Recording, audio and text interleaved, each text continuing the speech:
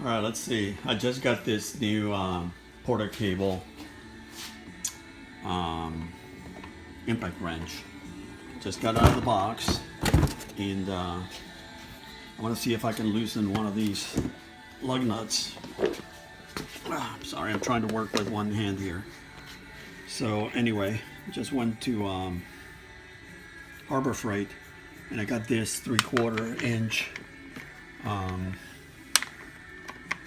I can't work with one hand. There we go. So this thing has reverse and forward. So let's see what happens.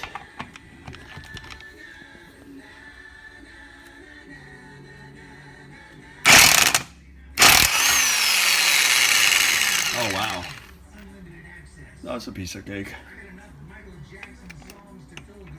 So let's try tightening.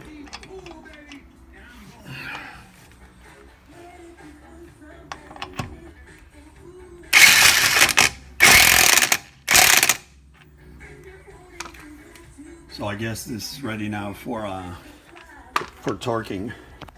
Wow, excellent investment. It's like $80 for this thing. And no more wrestling with this.